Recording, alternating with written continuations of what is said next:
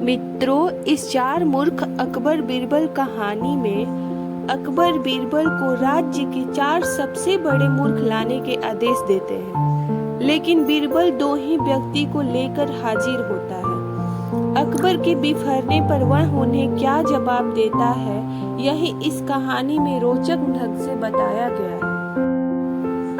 अकबर बीरबल की अक्लमंदी की परीक्षा लेने के उद्देश्य से उसे विचित्र कार्य सौंपा करते थे। ऐसा कर उन्हें अति आनंद की प्राप्ति होती थी। एक दिन दरबार में राजकीय कार्यवाही के मध्य अचानक अकबर बीरबल से बोले, बीरबल, इस राज्य के चार सबसे बड़े मूर्खों को हमारे सामने हाजिर करो। हम तुम्हें 1 महीने का समय देते हैं, तुरंत इस काम में लग जाओ। अकबर का आदेश सुन बीरबल आश्चर्यचकित हुआ, किंतु वह था तो अकबर का मुलाजिम ही। उनका हर हुक्म बजाना उसका फर्ज था। वह तुरंत 4 मूर्खों की तलाश में निकल पड़ा। 1 माह पूर्ण होने के उपरांत वह 2 व्यक्तियों के साथ अकबर के समक्ष उपस्थित हुआ।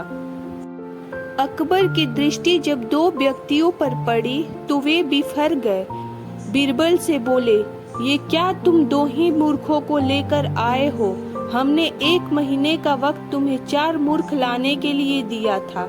बीरबल बोले, हुजूर, मेरी गुजारिश है कि अपना गुस्सा शांत रखिए और मेरी पूरी बात सुने बगैर किसी नतीजे पर मत पहुंचिए।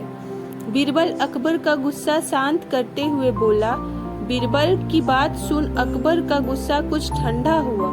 जहाँ पना, ये रहा पहला मूर्ख। इसकी मूर्खता का वर्णन सुनेंगे तो आप भी सोचेंगे कि ऐसे लोग भी होते हैं इस दुनिया में।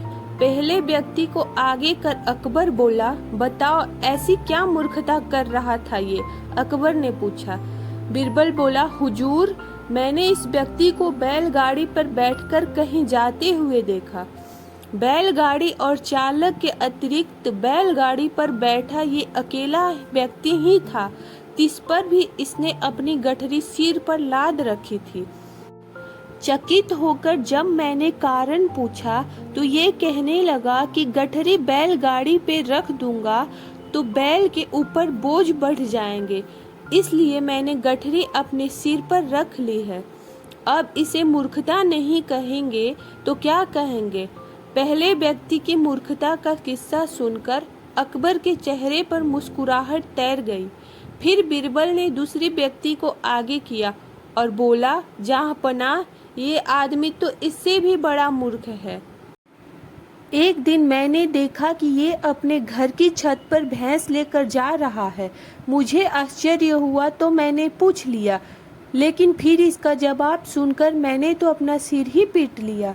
इसने बताया कि इसके घर की छत पर घास उग आई है, इसलिए ये भैंस को छत पर ताकि वह वहाँ घास खा सके। घास काट कर ये भैंस को लाकर खिला सकता है, लेकिन ये मूर्ख भैंस को ही छत पर ले जाता है।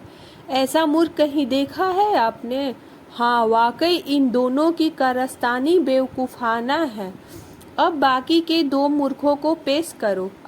बीरबल बोले, हुजूर, नज़र उठाकर देखिए, तीसरा मूर्ख आपको सामने खड़ा दिखाई पड़ेगा। अकबर बोला, कहाँ बीरबल? हमें तो यहाँ कोई तीसरा व्यक्ति दिखाई नहीं पड़ रहा। अकबर इधर उधर देखते हुए बोले, तीसरा मूर्ख मैं ही हूँ हुजूर। बीरबल सिर झुकाकर बोला, अब देखिए मुझ पर कितने महत्वपूर्ण कार्यों की जिम्मेदारी है, लेकिन सब कुछ एक तरफ हटाकर मैं 1 महीने से मूर्खों को खोज रहा हूँ। ये मूर्खता नहीं तो और क्या है?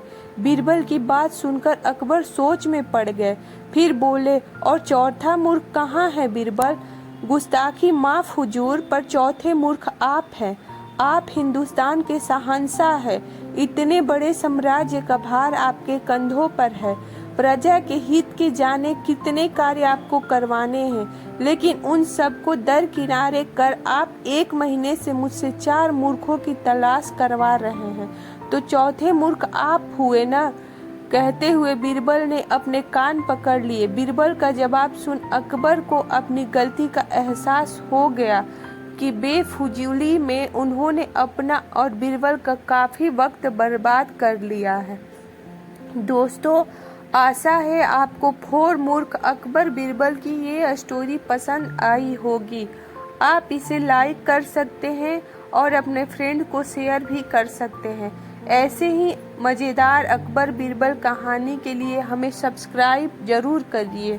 धन्यवाद।